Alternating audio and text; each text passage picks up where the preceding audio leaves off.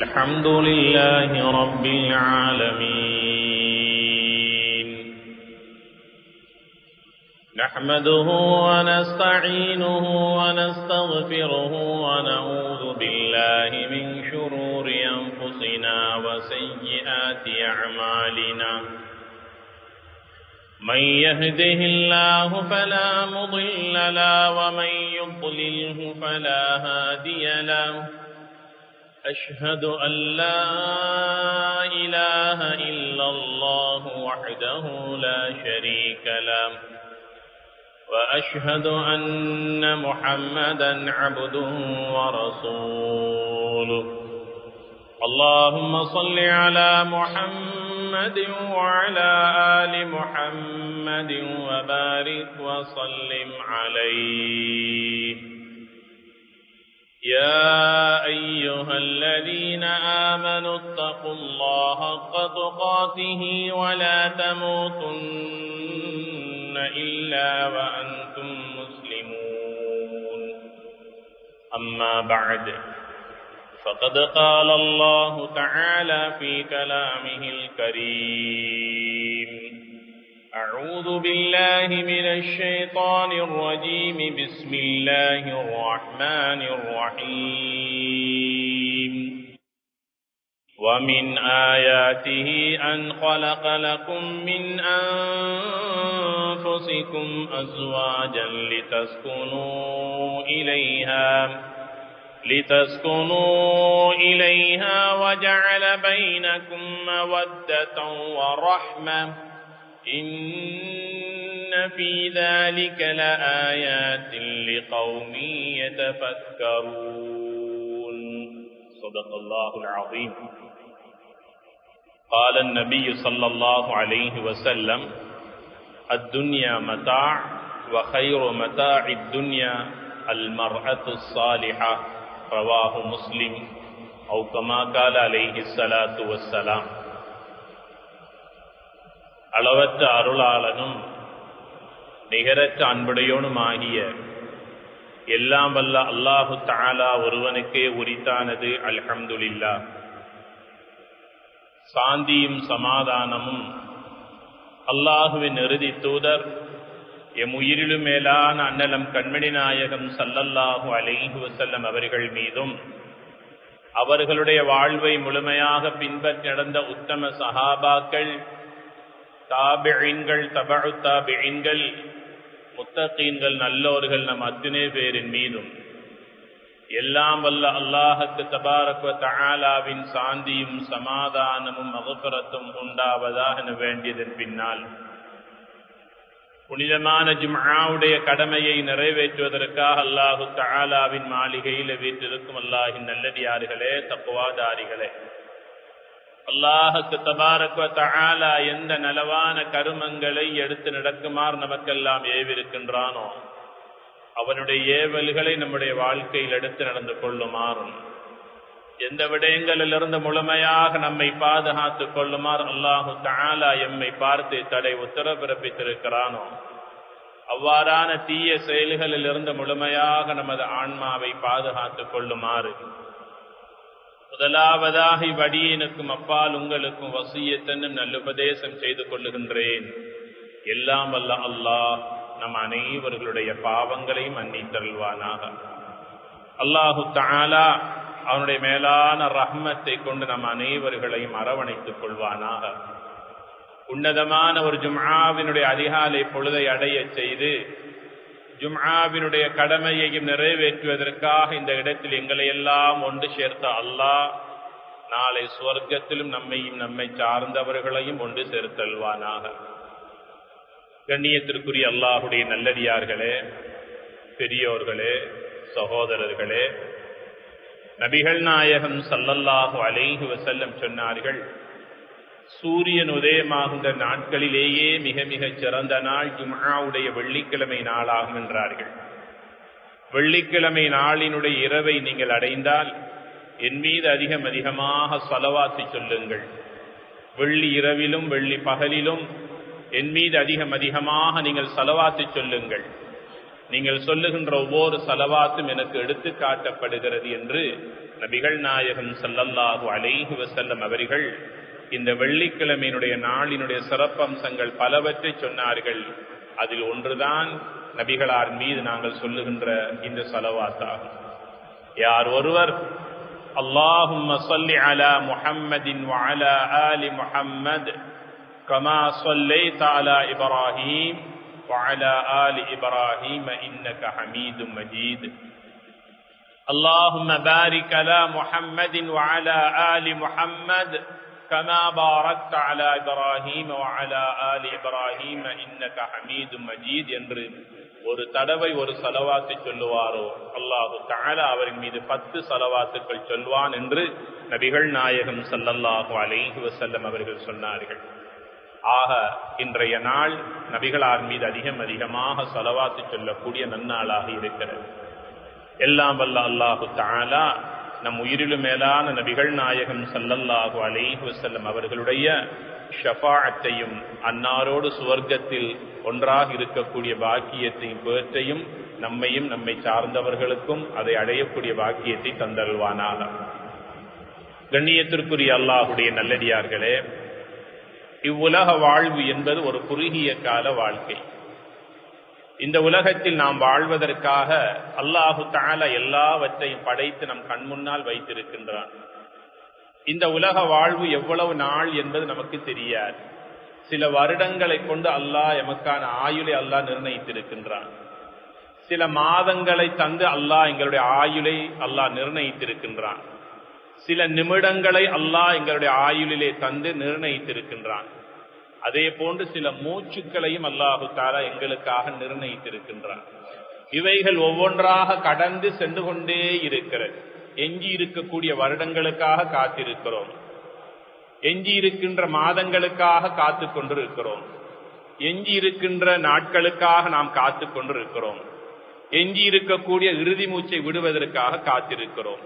அதனால் தான் நம்முடைய பாசையிலே நாம் சொல்லுவோம், இறுதி மூச்சு என்ற ஒரு வார்த்தையை நாம் அடிக்கடி சமூகத்திலே பேசுவதையும் மற்றவர்கள் பேசுவதை நான் கேட்கின்றோம் என்றால் அதுதான் அந்த இறுதி மூச்சு.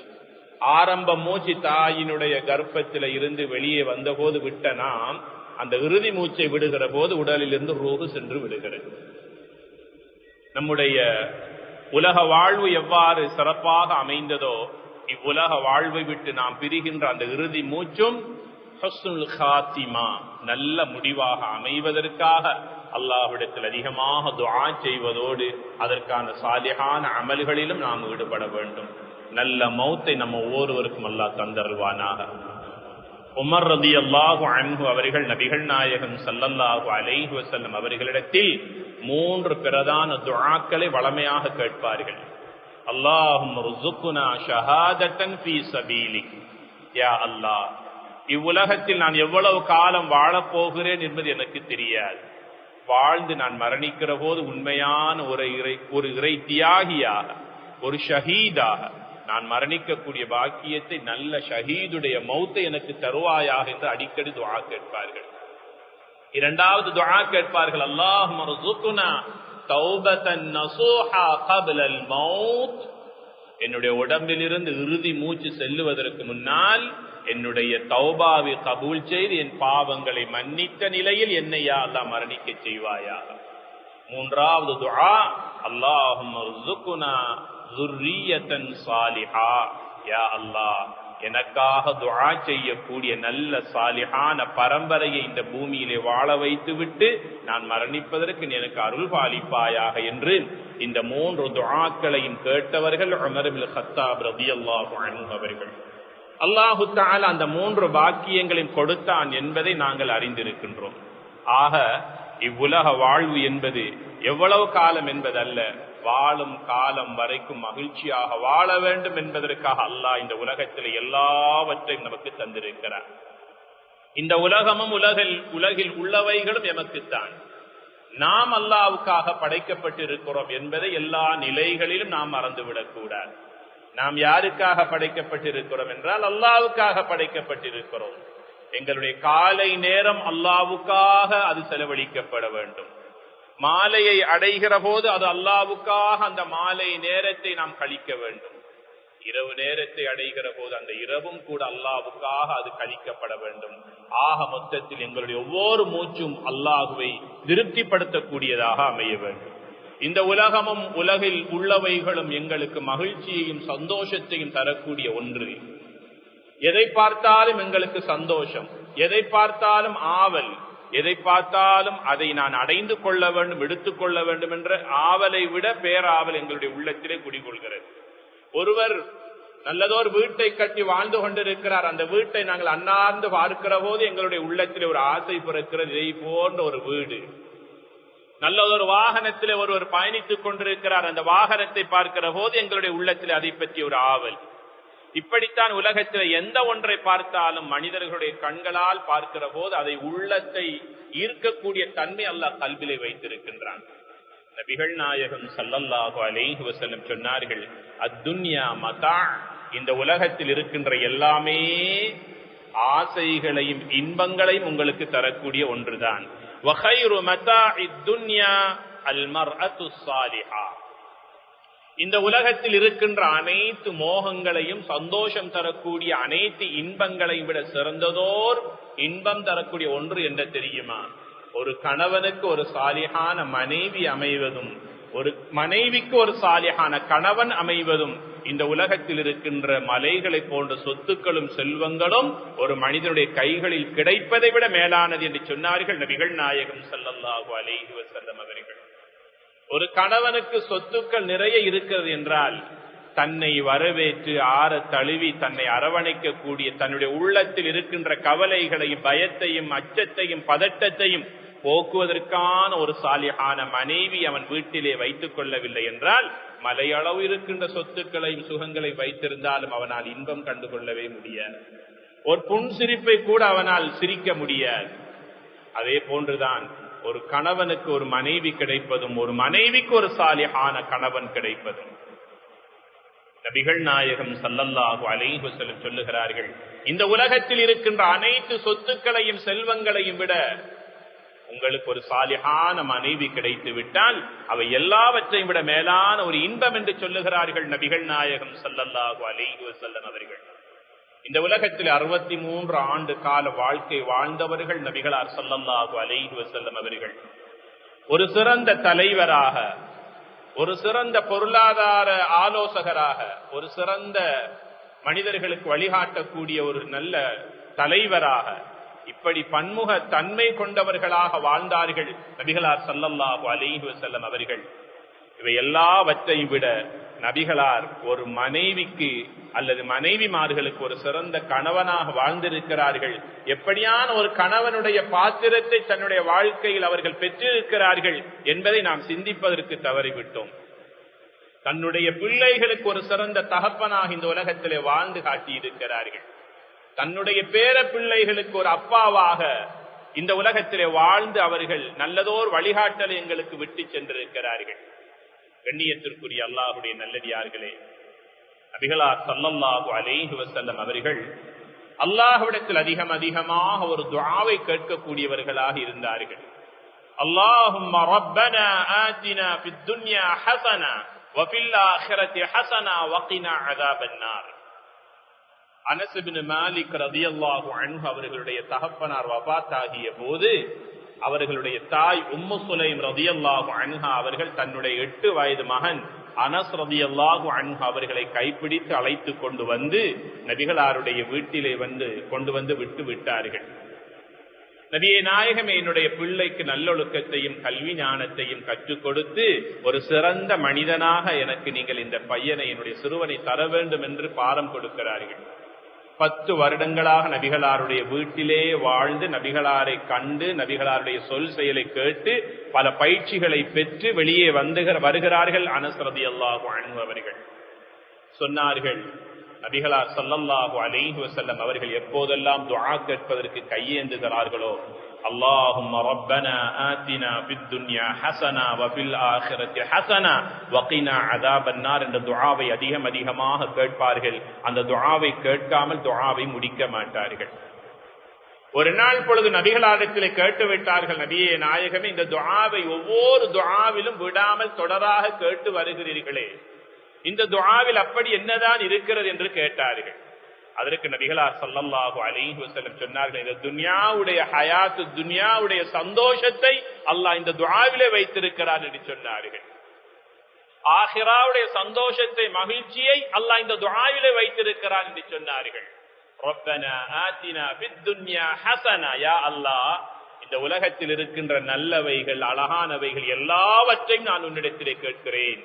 என் மனதுக்கு மகிழ்ச்சி ஏற்படுத்துகின்றவைகள் எல்லாவற்றையும் நான் உன்னிடத்திலே கேட்கிறேன். மனதுக்கு மகிழ்ச்சி ஏற்படுத்தக்கூடிய விடயங்கள் என்ன? வாழ்வாதாரம், நல்ல வீடு, நல்ல வாகனம், ஹலாலான முறையிலே உழைக்கக்கூடிய நல்ல சம்பாத்தியம், ஒரு சாலிஹான மனைவி, கணவனுக்கும் மனைவிக்கும் கிடைக்கின்ற சாலிஹான பிள்ளை பாக்கியங்கள். எவ்வளவு நல்ல வீடு இருந்தென்ன, அயல் வீட்டுக்காரன் தொல்லை தரக்கூடியவனாக இருந்தால் அந்த வீட்டிலே எம்மால் நிம்மதியாக வாழ முடியுமா? நல்ல அயல் வீட்டுக்காரனை அல்லாஹ் உங்களுக்கு தருவான் என்று சொல்லுகிறார்கள். இந்த துஆவை கேளுங்கள், அல்லாஹு தஆலா இந்த உலக வாழ்க்கை உங்களுக்கு மகிழ்ச்சிக்குரிய வாழ்க்கையாக தருவான் என்று அனஸ் இப்னு மாலிக் ரலியல்லாஹு அன்ஹு அவர்களுக்கு சொல்லிக் கொடுக்கிறார்கள். இந்த உலகத்திலே சந்தோஷமாக, மகிழ்ச்சியாக, சமூக அந்தஸ்தோடு வாழ்ந்துவிட்டு ஆகிரத்திலே சென்று நஷ்டவாளியாக ஆக முடியுமா? எல்லாவற்றையும் இழந்து நடுரோட்டுக்கு வந்த பங்கரோட்காரனை போல ஒன்றுமில்லாத நிலையிலே நாம் ஆகிராவிலே கைசேத நிலைக்கு ஆளாக முடியுமா? அதனால நபிகளார் ஸல்லல்லாஹு அலைஹி வஸல்லம் கேட்பார்கள், வஃபில் ஆகிரத்தி ஹஸனா, இந்த உலகத்திலே எவ்வாறு யா அல்லாஹ் குடும்பத்திலும் சமூகத்திலும் ஊரிலும் என்னை கண்ணியமாக, கம்பீரமாக, சமூக அந்தஸ்தோடு நீ வாழ வைத்தாயோ, அதே போல ஆகிராவிலும் குறைவில்லாத கண்ணியத்தையும் சந்தோஷத்தையும் தாயா அல்லாஹ். மூன்றாவது துஆ, வகினா அஸாபன்னார், கொடிய நரகத்தை விட்டும் என்னையும் என் குடும்பத்தாரையும் யா அல்லாஹ் நீ பாதுகாப்பாயாக. இந்த கருத்தடங்கிய துஆவை நபிகளார் ஸல்லல்லாஹு அலைஹி வஸல்லம் அவர்கள் கேட்டார்கள். அல்லாஹு தஆலா கேட்டதை போல சாலிஹான மனைவிகளை கொடுத்தான் என்று சொல்லுகிறார்கள் அனஸ் ரலியல்லாஹு அன்ஹு அவர்கள். 7 பிள்ளை பாக்கியங்களை கொடுத்து ஒரு சிறந்த தகப்பனாக இந்த உலகத்திலே நபிகளாரை அல்லாஹ் வாழ வைத்தான் என்று சொல்லுகிறார்கள். 4 பெண் பிள்ளைகளும் 3 ஆண் பிள்ளைகளுமாக அல்லாஹ் 7 பிள்ளைகளுக்கு தகப்பனாக இந்த உலகத்திலே வாழ வைத்தான் என்று சொல்லுகிறார்கள். ஹசனுக்கும் ஹுசைனுக்கும் அபு உமாமாவுக்கும் ஒரு பாட்டனாக இந்த உலகத்திலே ஒரு சிறந்த பாட்டனாக அல்லாஹ் வாழ வைத்தான் என்று சொல்லுகிறார்கள் அனஸ் ரலியல்லாஹு தஆலா அன்ஹு அவர்கள். மக்காவுடைய வாழ்க்கையை விட மதீனத்துடைய வாழ்க்கையின் கடைசி பகுதி நபிகளார் ஸல்லல்லாஹு அலைஹி வஸல்லம் அவர்களுடைய கையிலும் மடியிலும் செல்வங்கள் நிறைந்து காணப்படுகின்ற அளவுக்கு ஒரு செல்வந்தராக அல்லாஹ் நபிகளாரை வாழ வைத்தான் என்று சொல்லுகிறார்கள் அனஸ் ரலியல்லாஹு அன்ஹு அவர்கள். ரமதானுடைய காலத்தில் ஒரு ஹதீஸ் அதிகமாக நினைவூட்டுவதுண்டு. கிராமப்புறத்திலே இருந்து வருகின்ற ஏழ்மையான அரபிகள் நபிகளாரை தேடி வருவார்கள். வரும் கையோடு நபிகளாரிடத்திலே ஏதாவது ஹதியாக்களை, அன்பளிப்புகளை, சதக்காக்களை பெற்று செல்வதற்காக. வேகமாக வீசுகின்ற காற்றை விட நபிகளாருடைய வெண்மையான கைகள் சிவக்கின்ற அளவுக்கு அள்ளிக்கள்ளி கொடுக்கக்கூடியவர்களாக இருந்தார்கள் என்ற ஹதீஸ் நம் ஒவ்வொருவருக்கும் நினைவிருக்கிறதா இல்லையா? நபி அவர்கள் வறுமையிலும் ஏழ்மையிலும் வாழ்ந்திருந்தால் எவ்வாறு பிறருக்கு அவரால் நன்கொடைகள் கொடுக்க முடியும்? அல்லாஹு தஆலா நபிகளாருடைய வாழ்க்கையின் கடைசி கட்டத்தில் ஒரு செல்வந்தராக அல்லாஹ் அவர்களை வாழ வைத்து இந்த உலகத்திலே அல்லாஹ் பார்த்து மகிழ்ச்சி அடைந்தான். எல்லாவற்றுக்கும் காரணம் என்ன? அல்லாஹுடைய கதா, கதிர், நியதி. இரண்டாவது, அவர்கள் வாழ்க்கையில் பெற்ற சாலிஹான மனைவிகள், சாலிஹான பிள்ளைகள், சாலிஹான பேர பிள்ளைகள், நல்ல குடும்ப வாழ்க்கை இந்த உலகத்திலே வாழ்ந்ததன் காரணமாக இந்த துஆவிற்கு உதாரண புருஷராக அல்லாஹ் நபிகளாரை இந்த உலகத்திலே வாழ வைத்தான் என்பதை இந்த துஆவினுடைய விளக்கம் எங்களுக்கு சொல்லி காட்டும். நபிகளார் ஸல்லல்லாஹு அலைஹி வஸல்லம் ஒரு சந்தர்ப்பத்திலே சொன்னார்கள், அர்பஉ மினஸ் ஸஆதா, ஒரு மனிதனுடைய வாழ்க்கையில் சந்தோஷத்தை, மகிழ்ச்சியை ஏற்படுத்தக்கூடிய விடயங்கள் 4. முதலாவது சொன்னார்கள், அல் மர்அத்து ஸாலிஹா, ஒரு கணவனுக்கு ஒரு சாலிஹான மனைவி கிடைத்து விட்டால் அவன் மகிழ்ச்சியை அனுபவிப்பான் என்று சொன்னார்கள். இரண்டாவது சொன்னார்கள், வல் மஸ்கனுல் வாஸி', ஒரு குடும்பமாக வாழ்வதற்கு ஒரு விசாலமான ஒரு வீடு ஒரு மனிதனுக்கு கிடைக்குமையாக இருந்தால், சொந்தமாக ஒரு விசாலமான வீடு, அவனுடைய வசதிக்கு ஏற்றாற் போல ஒரு வீடு அவனுக்கு சொந்தமாக இருக்குமையாக இருந்தால் அவன் மகிழ்ச்சியாக வாழ்வான் என்று சொன்னார்கள். மூன்றாவது, ஒரு மனிதனுக்கு சந்தோஷத்தை ஏற்படுத்தக்கூடிய மூன்றாவது விடயம், வல் ஜாருல் ஸாலிஹ், அயல் வீட்டுக்காரன் ஒரு நல்ல மனிதனாக இருக்க வேண்டும். அல்லாஹுடைய தூதர் ஸல்லல்லாஹு அலைஹி வஸல்லம் அவருடைய ஹதீஸ்களை நாங்கள் கொஞ்சம் ஆராய்ந்து பார்த்தால், ஒரு ஹதீஸ் ஒரு விடயத்தை பல தடவைகள் பல சந்தர்ப்பங்கள் இந்த சமூகத்தினருக்கு அதிகமாக எச்சரிக்கும் தொனியிலே உணர்த்தி இருக்கிறார்கள். வல்லாஹி லா யுமின், வல்லாஹி லா யுமின், வல்லாஹி லா யுமின், அல்லாஹ்வின் மீது சத்தியமாக அவன் முஃமின் அல்ல, அவன் முஃமின் அல்ல என்று 3 தடவைகள் சத்தியம் செய்தார்கள் நபிகளார் ஸல்லல்லாஹு அலைஹி வஸல்லம் அவர்கள். சஹாபா பெருமக்கள் கேட்கிறார்கள், நபியே நாயகமே, அவன் முஃமின் அல்ல என்று சொல்லுகிறீர்கள், அவன் யார் என்று எங்களுக்கு சொல்லுங்கள். சொன்னார்கள் நபிகளார் ஸல்லல்லாஹு அலைஹி வஸல்லம் அவர்கள், யார் ஒருவன் அடுத்த வீட்டுக்காரனுக்கு, அயல் வீட்டுக்கார மனிதனுக்கு தன்னுடைய சொல்லால் செயலால் நடத்தையினால் துன்பம் விளைவித்துக் கொண்டிருக்கிறானோ, அநியாயம் செய்து கொண்டிருக்கிறானோ, நோவினைப்படுத்திக் கொண்டிருக்கிறானோ, அவன் முஃமின் அல்ல என்று நபிகள் நாயகம் ஸல்லல்லாஹு அலைஹி வஸல்லம் ஒரு தடவை அல்ல 2-3 தடவைகள் இந்த உம்மத்தினரை எச்சரிக்கை செய்தார்கள். நாம் எவ்வளவு பெரிய அமல்களை செய்து கொண்டிருக்கின்றோம், ஆனாலும் இந்த அமல்களை நாங்கள் வீணாக்கிவிடக் கூடாது. அயல் வீட்டுக்காரர்களுக்கு எங்களுடைய சொல் செயல் நடத்தையினால் யாராவது ஒருவர் துன்புற்றுக் கொண்டிருப்பாரையானால், எங்களால் நோவினைப்படுத்தப்பட்டுக் கொண்டிருப்பாரையானால், நிச்சயமாக எங்களுடைய கல்வியில் அது ஈமான் இல்லாத தன்மை என்பதை நாம் புரிந்து கொள்ள வேண்டும். மன் கான யுமினு பில்லாஹி வல் யௌமில் ஆகிர் ஃபலா யுதி ஜாரா. நபிகளார் ஸல்லல்லாஹு அலைஹி வஸல்லம் சொல்லுகிறார்கள், அல்லாஹ்வை மறுமை நாளை ஈமான் கொண்ட இறை விசுவாசிகளாக உண்மையான முஃமின்களாக நீங்கள் இருப்பீர்களேயானால் அடுத்த வீட்டுக்காரர்களுக்கு நீங்கள் அநியாயம் செய்யாதீர்கள் என்று சொன்னார்கள் நபிகளார் ஸல்லல்லாஹு அலைஹி வஸல்லம் அவர்கள். அழகான அடுக்குமாடி வீடுகளை கட்டி சந்தோஷமாக மனைவி பிள்ளைகளோடு வாழ்ந்து கொண்டிருக்கிறோம், அடுத்த வீட்டுக்காரனால் எங்களுக்கு தொல்லை என்றால் நிம்மதியாக தூங்க முடியுமா? வைத்திருக்கின்ற அந்த உணவை கூட நிம்மதியாக உண்ண முடியுமா? வீட்டை மூடிவிட்டு எங்கேயாவது குடும்பத்தோடு உறவினர்களை சந்திப்பதற்கு அல்லது எங்கேயாவது ஒரு சுற்றுப்பயணம் சென்றால் கூட வீட்டினுடைய நினைவு வருமா இல்லையா? அடுத்த வீட்டுக்காரன் என்ன செய்திருக்கிறானோ தெரியாது, அவனுடைய வீட்டின் குப்பைகளை என் வீட்டுக்கு முன்னால் கொண்டு வந்து அள்ளி போட்டிருக்கிறானோ தெரியாது. எத்தனை பல சிந்தனைகள், எவ்வளவு பதட்டம். அடுத்த வீட்டுக்காரனுக்கு செய்ய வேண்டிய கடமைகள் உரிமைகளை பற்றி இஸ்லாத்தை விட வேற எந்த மதமும் பேசியதாக வரலாறு கிடையாது.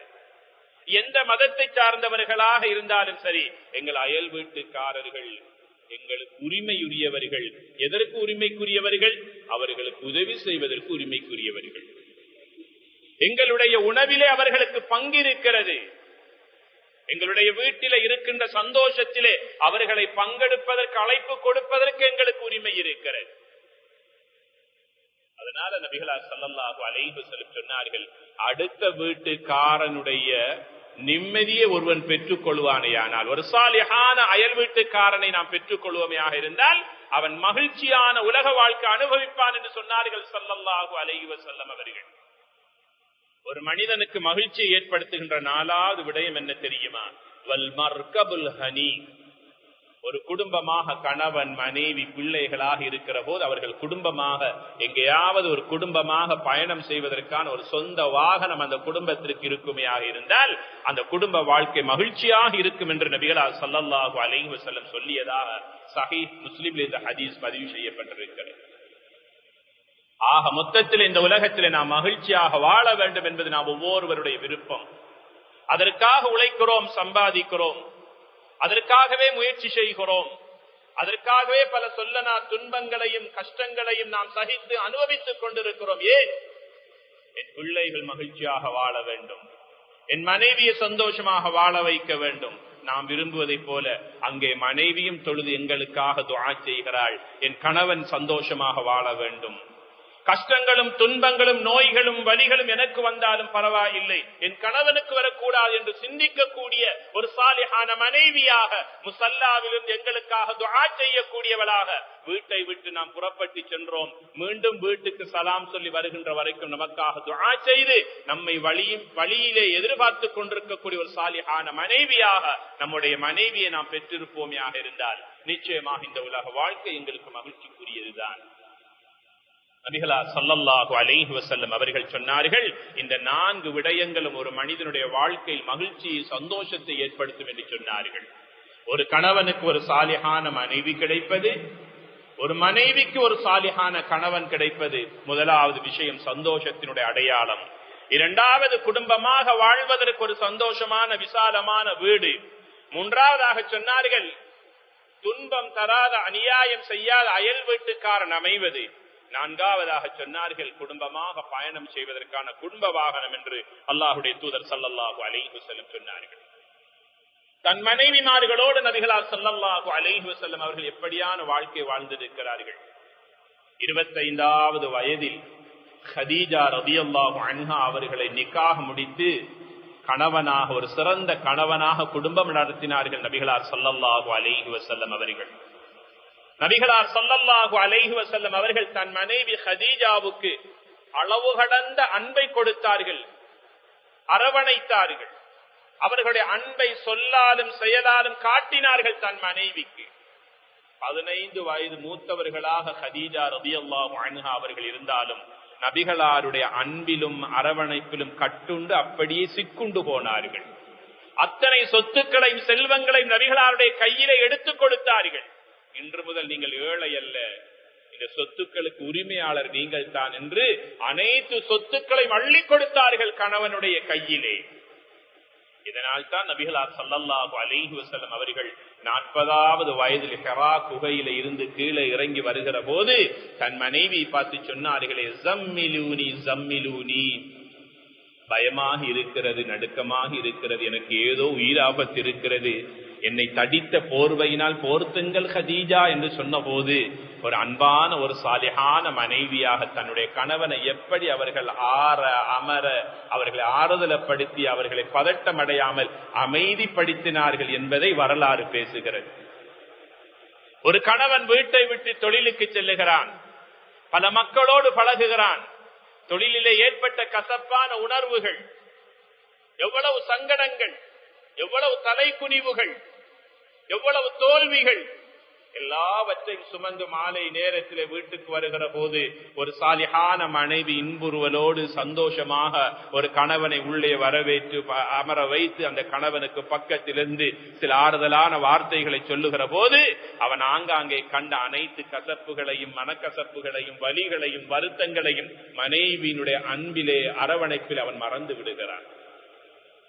மனைவியினுடைய ஆலோசனையை கேட்கின்ற போது ஒரு கணவனால் நிச்சயமாக நிம்மதியாக வாழ முடியும். எத்தனையோ கணவன்மார் மனைவிமாரை மதிப்பது கிடையாது, மனைவியுடைய ஆலோசனைகளை கேட்பதும் இல்லை, சொன்னால் அதனை துச்சமாக மதிப்பது, அலட்சியப்படுத்துவது. அதனால் சில மனைவிமார்கள் கருத்துக்கள் சொல்வதற்கு கூட முனைவதில்லை. சில வேளைகள் உங்களுடைய மனைவி உங்களை விட அதிகமாக படித்தவளாக இருப்பாள், அவளுக்குரிய சமூக அந்தஸ்தையும் குடும்ப அந்தஸ்தையும் அந்த கல்விக்காக நீங்கள் கொடுக்க வேண்டும்.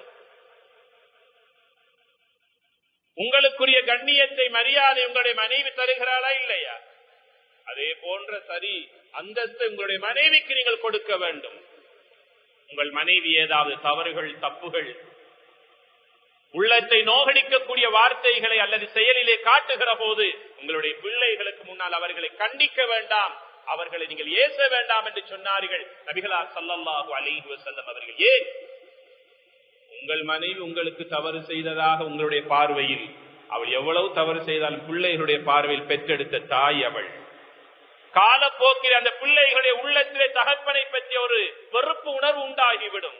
என் தந்தை எப்போதும் இப்படித்தான், எப்ப பார்த்தாலும் என் உம்மாவை ஏசுவதும், திட்டுவதும், புறக்கணிப்பதும், அலட்சியப்படுத்துவதும், எங்கேயாவது குடும்ப நிகழ்ச்சிகளுக்காக போனால் மற்றவர்களிடத்திலே தாயினுடைய, உம்மாவினுடைய குறைகளை சொல்லி காட்டுவதும், அவளை மலினப்படுத்துவதும், அவளுடைய கண்ணியத்தை குறைப்பதும், இதுதான் என்னுடைய தகப்பனுடைய வேலை என்று பிள்ளைகளுடைய மனதில் அது பதிய வந்து விட்டால் தகப்பன் எந்த அளவுக்கு தான் பிள்ளைகளுக்கு செய்ய வேண்டிய கடமைகளை, உரிமைகளை கொடுத்தாலும் தாய்க்கு அடுத்ததாகத்தான் தகப்பனுக்குரிய கண்ணியத்தை அந்த பிள்ளைகள் தருவார்கள். நபிகளார் ஸல்லல்லாஹு அலைஹி வஸல்லம் அவர்கள் தன் மனைவி ஹதீஜா ரலியல்லாஹு அன்ஹா அவர்களை அரவணைத்தார்கள், அன்பு செலுத்தினார்கள். ஹிராவிலிருந்து வந்த போது அவர்களுக்கு ஏற்பட்ட துன்ப துயரமான அந்த நிலையின் போது மனைவியாக இருந்து தன்னுடைய கணவனை அப்படியே அரவணைத்தார்கள், ஆறுதல் படுத்தினார்கள், எல்லாவற்றையும் மறந்து விட்டார்கள் ஸல்லல்லாஹு அலைஹி வஸல்லம் அவர்கள். ஹதீஜா ரலியல்லாஹு அன்ஹா தன்னுடைய 65வது வயதில் நபிகளாரோடு 25 ஆண்டுகள் மனைவியாக வாழ்ந்து கடைசி சக்கராத்துடைய நேரத்தில் ஹதீஜா ரலியல்லாஹு அன்ஹா அவர்கள் கணவன் நபிகளார் ஸல்லல்லாஹு அலைஹி வஸல்லம் அவர்களுடைய மடியிலே தலை வைத்து இருக்கிறார்கள். உயிர் தொண்டைக்குழிக்குள்ளே ஊசலாடி கொண்டிருக்கிறது. ஹதீஜா ரலியல்லாஹு அன்ஹா நபிகளாருடைய முகத்தை பார்த்தார்கள். நபிகளார் ஸல்லல்லாஹு அலைஹி வஸல்லம் தன் மனைவியின் தலையை தன் மடியிலே வைத்து தலையை தடாவிக் கொண்டிருக்கிறார்கள். ஹதீஜா ரலியல்லாஹு அன்ஹாவுடைய கண்களிலிருந்து கண்ணீர் கசிந்து பக்கத்தால் ஓடிக்கொண்டிருக்கிறது. நபிகளார் கேட்டார்கள், ஹதீஜா, என்ன நினைத்து நீங்கள் அழுகிறீர்கள், கவலைப்படுகிறீர்கள்? ஹதீஜா ரலியல்லாஹு அன்ஹா 3 கேள்விகளை தன்னுடைய கணவனிடத்தில் சக்கராத்துடைய நேரத்தில் வைத்து கேட்டார்கள். நபியே நாயகம், இவ்வளவு நாட்களாக 25 ஆண்டுகளாக உங்களுடைய மனைவியாக நான் வாழ்ந்திருக்கிறேன். உங்களுடைய உள்ளம் நோகும்படியாக நான் எப்போதாவது பேசி இருக்கிறேனா, நடந்திருக்கிறேனா? ஒரு மனைவி தன்னுடைய கணவனுக்கு செய்ய வேண்டிய கடமைகளில் எதையாவது நான் உங்களுக்கு குறை வைத்திருக்கிறேனா? அப்படியாக இருந்தால் என்னுடைய ரோகு செல்வதற்கு முன்னால் நீங்கள் என்னை மன்னிக்க வேண்டும் என்று ஹதீஜா ரலியல்லாஹு அன்ஹா அவர்கள் தன்னுடைய கணவனுடைய மன்னிப்பை கேட்ட போது நபிகளார் ஸல்லல்லாஹு அலைஹி வஸல்லம் தேம்பி அழுதார்கள். சொன்னார்கள், ஹதீஜா, நான் ஹிரா குகையில 2 ஆண்டுகள் இருந்த போது உங்களுடைய வயோதிபத்தை பார்க்காமல் எனக்கான தண்ணி, உணவு, ஆடைகளை எல்லாம் இவ்வளவு தூரம் கரடு முரடான பாலைவன பாதையிலே அந்த கொளுத்தும் வெயிலிலே எடுத்துக்கொண்டு வருவீர்களே, இதை நினைத்து நான் எத்தனை நாட்கள் உங்களுக்காக பரிதாபப்பட்டு அல்லாஹ்விடத்தில் துஆ செய்திருக்கிறேன் தெரியுமா? என்னுடைய சாலிஹான மனைவி நீங்கள். இரண்டாவது சொன்னார்கள் நபிகளார் ஸல்லல்லாஹு அலைஹி வஸல்லம், 40வது வயதிலே நான் ஹிராவிலே இருக்கிற போது ஜிப்ரீல் அலைஹிஸ்ஸலாம் நுபுவத்தை என்னுடைய கல்விலே போட்ட போது பயத்தோடு அழுகையோடு அந்த ஹிராவிலிருந்து இறங்கி உங்களிடத்தில் ஓடி வந்த போது என்னை அரவணைத்து என்னை அமைதிப்படுத்தி உங்களுடைய சிறிய தந்தை வரக்கத் இப்னு நௌஃபலிடத்தில் அழைத்து சென்று எனக்கு என்ன நடந்திருக்கிறது, என்ன நடக்கப் போகிறது என்பதை பற்றியெல்லாம் என்னை ஆறுதல் படுத்தினீர்களே ஹதீஜா, இதற்கு நான் எவ்வாறு உங்களுக்கு கைமாறு செய்ய போகிறேன்?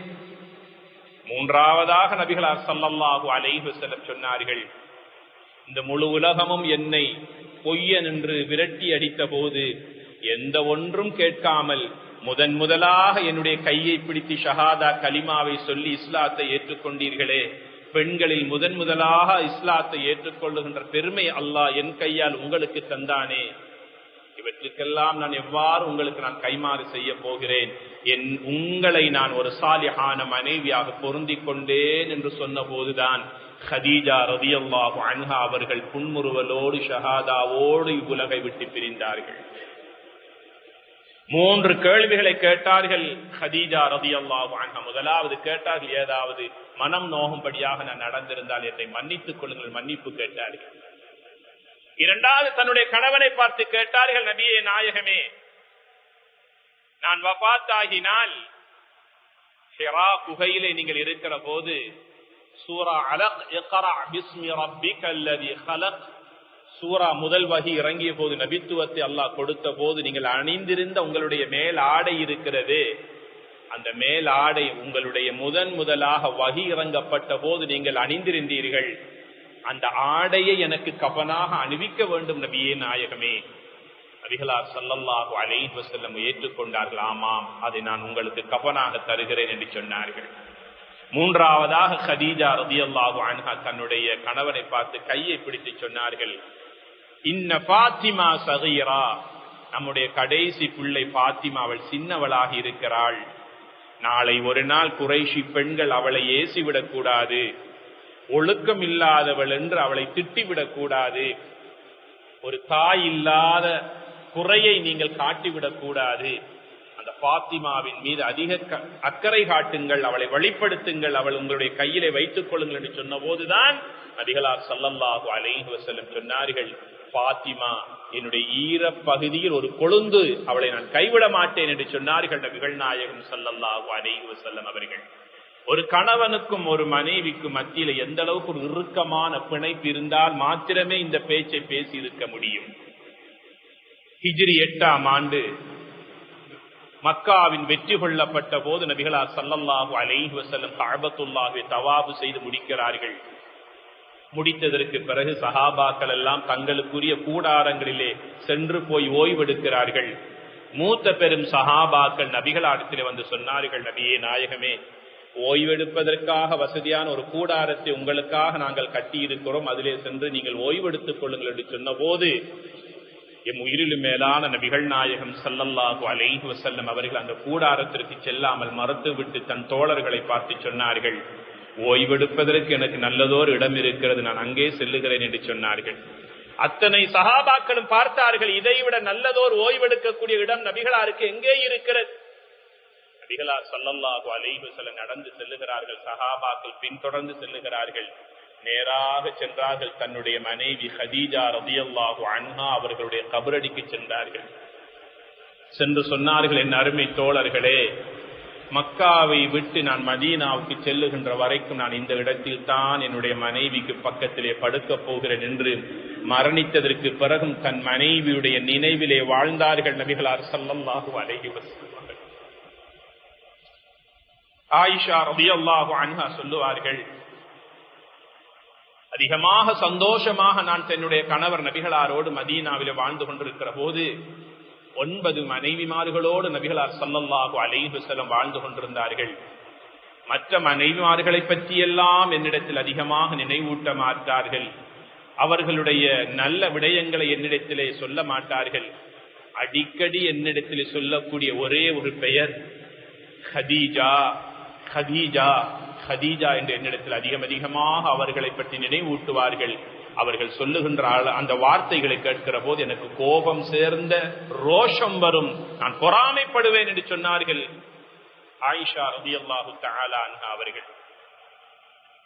கண்ணியத்திற்குரிய சகோதரர்களே, உங்கள் மனைவிமாரோடு அன்பாக இரக்கமாக உள தூய்மையோடு எந்த ஒன்றை மறைக்காமல் வாழ்ந்து பாருங்கள்.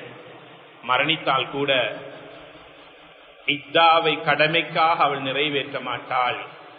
உங்களுடைய ஆகிரத்துடைய வாழ்வு செழிப்பாக வேண்டும் என்பதற்காக இஹ்லாஸோடு அவள் முசல்லாவிலே இருந்து அந்த 4 மாதங்கள் 10 நாட்கள் இத்தாவிலே கண்ணீர் வடித்து கணவனுக்காக துஆ செய்யக்கூடிய ஒரு சாலிஹான மனைவியாக அந்த பெண்ணை நீங்கள் விட்டு விட்டு செல்ல வேண்டும். எப்போதெல்லாம் மனைவி உங்களுடைய ஆதரவை, உங்களுடைய ஆலோசனையை, உங்களுடைய அரவணைப்பை பெறுவதற்கு அவள் முயற்சிக்கிறாள், அவளுக்கு சுய மரியாதை கொடுத்து அவளை மதிப்போடு அவளை நாங்கள் அரவணைத்துக் கொள்ள வேண்டும். ஒரு நாள் பொழுது நபிகளார் ஸல்லல்லாஹு அலைஹி வஸல்லம் நீண்டதோர் பயணம் சென்று வீட்டுக்கு வந்து சேர்ந்து களைப்போடு இருக்கிறார்கள். ஆயிஷா ரலியல்லாஹு அன்ஹா நபிகளாருக்கு அருகாமையில் வந்து ஒட்டி உறவாடி கொண்டிருக்கிறார்கள்.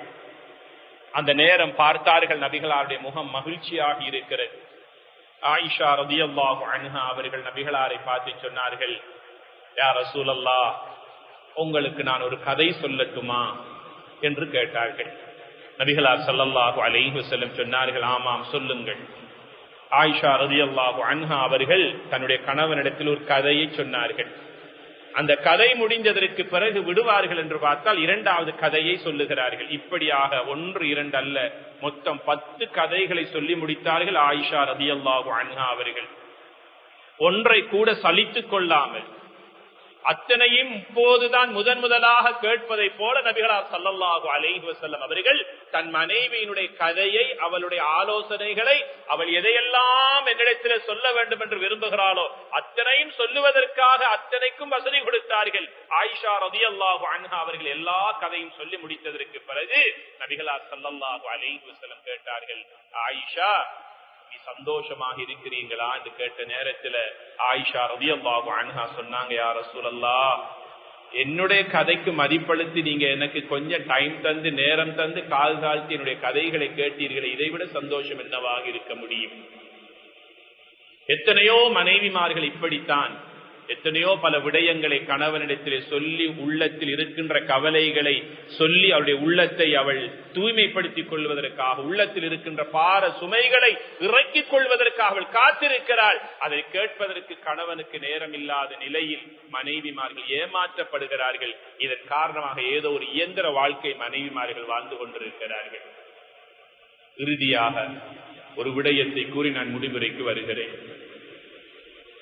ஒரு கணவன் மனைவி சாலிஹான மனைவியாக சாலிஹான கணவனாக வாழ்ந்து மரணிக்கின்ற அந்த சந்தர்ப்பத்தை இந்த உலக வாழ்க்கையில் நாங்கள் பெற்றிருக்க வேண்டும்.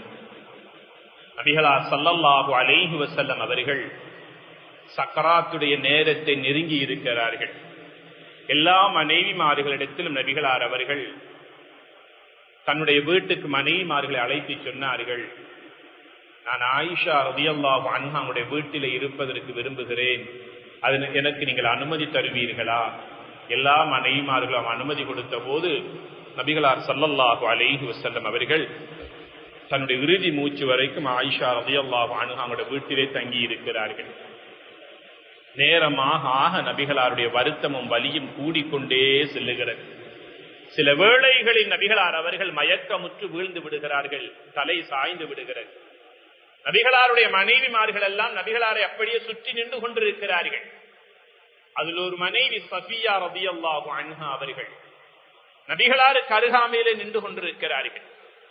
நபிகளார் எப்போதெல்லாம் வருத்தம் வலியினால் கொஞ்சம் ஆங்காங்கே நெளிகிறார்களோ, நபிகளாருடைய தலைவலியின் அகோரத்தினால் தலையிலே நெற்றியெல்லாம் வியர்வையினால் அப்படியே வேர்த்து கொண்டிருக்கிறதோ, நெற்றியிலே கை வைத்து பார்ப்பார்கள். சஃபியா ரலியல்லாஹு அன்ஹா நெற்றியும் உடம்பும் கடுமையான சூடாக இருக்கிற போது, வலியினால் நபிகளார் ஸல்லல்லாஹு அலைஹி வஸல்லம் கஷ்டப்பட்டு கொண்டிருக்கிற போது சஃபியா ரலியல்லாஹு அன்ஹா ஓடினாங்க. ஓடி போயிட்டு உது எடுத்துருக்கா தொழுதுட்டு அல்லாஹ்விடத்துல துஆ கேட்டாங்க, யா அல்லாஹ், நபிகளாருக்கு இருக்கிற வருத்தத்தையும் வலியையும் எனக்கு தா, நபிகளார கஷ்டப்படுத்திராத யா அல்லாஹ்னு துஆ கேட்டாங்க. கேட்டுட்டு வந்து பார்க்கிற போது நபிகளாருடைய நிலைமை கொஞ்சம் நல்லா இருந்துச்சு. எனக்கு கொஞ்ச நேரம் போகிற போது நபிகளாருடைய இன்னும் வருத்தம் வலி கூடுகிற போது மீண்டும் சஃபியா ரலியல்லாஹு அன்ஹா ஓடினாங்க, அல்லாஹ்விடத்துல துஆ கேட்டாங்க, யா அல்லாஹ், நபிகளாருடைய வருத்தத்தை வலியை குறைச்சிடு, மட்டுமல்ல அந்த வருத்தத்தையும் வலியையும் எனக்குத்தான், நான் தாங்கிக் கொள்கிறேன். நபிகளார யா அல்லாஹ், நீ வலியினாலும் வருத்தத்தினாலும் யா அல்லாஹ் கஷ்டப்படுத்திடாதே. அல்லாஹ் கபூல் செய்தான். வந்து பார்க்கிறார்கள் நபிகளார் ஸல்லல்லாஹு அலைஹி வஸல்லம் மனைவிமார்களை பார்த்து புன்முறுவலோடு சிரித்துக் கொண்டிருக்கிறார்கள். இன்னும் சற்று வேளையில நபிகளார் அவர்களுக்கு வருத்தம் வலி கூடுகிற போது மயக்கமுறுகிற நிலையை அடைகிறார்கள். சஃபியா ரலியல்லாஹு அன்ஹா மீண்டும் சென்று தொழுது துஆ கேட்பதற்காக ஓட ஆரம்பிக்கிறார்கள். நபிகளார் ஸல்லல்லாஹு அலைஹி வஸல்லம் அவர்கள் சஃபியா ரலியல்லாஹு அன்ஹாவோட கையை பிடிச்சு சொன்னாங்க, சஃபியா, எல்லாவற்றுக்கும் ஒரு நேரம் இருக்கிறது, இதற்கு பிறகு உன்னுடைய துஆ கபூல் ஆகாது. இன்னலில் மௌத்தி சக்கராத், அல்லாஹு தஆலா ஒவ்வொரு மௌத்துக்கும் சக்கராத்தை வைத்திருக்கிறான். அந்த சக்கராத் எனக்கு இப்போது வந்திருக்கிறது, நீ துஆ கேட்டாலும் அது கபூல் ஆகாது, கேட்காதே என்று சொன்னாங்க நபிகளார் ஸல்லல்லாஹு அலைஹி வஸல்லம் அவர்கள்.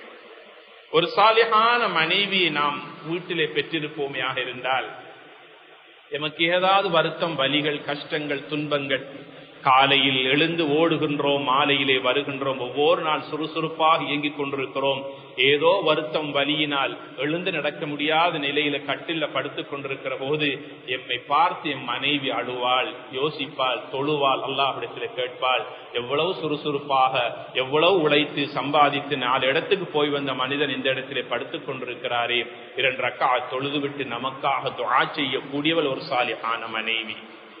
அல்லாஹுடைய தூதர் ஸல்லல்லாஹு அலைஹி வஸல்லம் சொன்னார்கள், உங்களில் சிறந்தவர் யார் தெரியுமா? உங்கள் குடும்பத்தாருக்கு சிறந்தவர். ഖൈറുക്കും ഖൈറുக்கும் லிஅஹ்லிஹி வ அன ഖൈറുன் லிஅஹ்லிஹி. உங்களில் சிறந்தவர் யார் தெரியுமா? உங்களோட மனைவிக்கும் உங்களோட குடும்பத்துக்கும் சிறந்தவர் தான் உங்களில் சிறந்தவர் என்று சொன்னார்கள் நபிகள் நாயகம் ஸல்லல்லாஹு அலைஹி வஸல்லம்.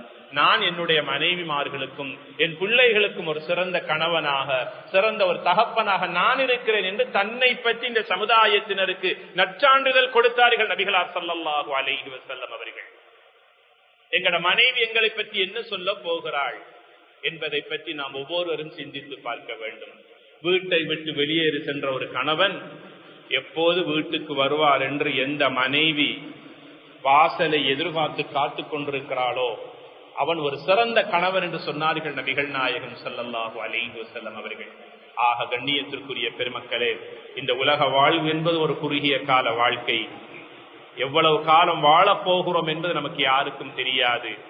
வாழக்கூடிய காலம் வரைக்கும் எம்மை உயிருக்குயிராக நேசிக்கின்ற, மதிக்கின்ற என் மனைவி பிள்ளைகளை நாம் மதிக்கிற போது இன்ஷா அல்லாஹ் வாழ்க்கையில் ஒரு கட்டம் வரும், நாம் எழுந்து நடப்பதற்கு முயற்சிப்போம், ஆசைப்படுவோம், எழுந்து நடக்க முடியாது. நல்ல உடுப்புகளை உடுத்துவதற்கு ஆசைப்படுவோம், ஆடைகளை எடுத்து உடுக்க முடியாத நிலை வரை இருக்கிறது. வீட்டிலே குடும்பத்திலே நடக்கின்ற ஒரு ஜனாசா அல்லது ஒரு திருமணத்துக்கு செல்ல வேண்டும் என்று ஆசைப்படுவோம், செல்ல முடியாது. வயோதிபம் வந்துவிடும், அதோடு சேர்ந்து நோயும் வந்துவிடும். அந்த நேரத்தில் ஒரு தாய் செய்வதை விடவும் எங்களுக்கு ஊழியம் செய்து எங்களை கண்கலங்காமல் எங்களோட உடம்பில் இருக்கின்ற இறுதி மூச்சு செல்லுகின்ற வரைக்கும் எங்களை பார்க்கக்கூடிய பராமரிக்கக்கூடிய ஒரே ஒரு ஜீவன் அந்த மனைவிதான். அதனால ஸல்லல்லாஹு அலைஹி வஸல்லம் சொன்னார்கள், உங்கள் வாழ்க்கையில் நீங்கள் பெற்றிருக்கிற அந்த மனைவியை ஒரு சாலிஹான மனைவியாக ஆக்கிக் கொள்ளுங்கள். இவை எல்லாவற்றுக்கும் அந்த துஆவை நாம் அதிகம் ஓதிக்கொள்ள வேண்டும். யார் யார் சின்ன சின்ன விடயங்களுக்கு அற்ப காரணிகளுக்கெல்லாம் கோவித்துக் கொண்டு சண்டையிட்டுக் கொண்டு முறைத்து பார்த்து கொண்டு வாயில் வந்த வார்த்தைகளை எல்லாம் கொட்டி தீர்த்தோமோ, சிறந்த கணவன்மார்களுக்குரிய அடையாளம் அவர்களை அரவணைப்பது, அவர்களுக்குரிய மரியாதையை கொடுப்பது, உறவை புதுப்பித்துக் கொள்வது, அவர்களோடு நல்லுறவை பார்ப்பது, பாராட்டுவது. இவைகள் எங்கள் மனைவிக்கு செய்ய வேண்டிய கடமைகள், உரிமைகள்.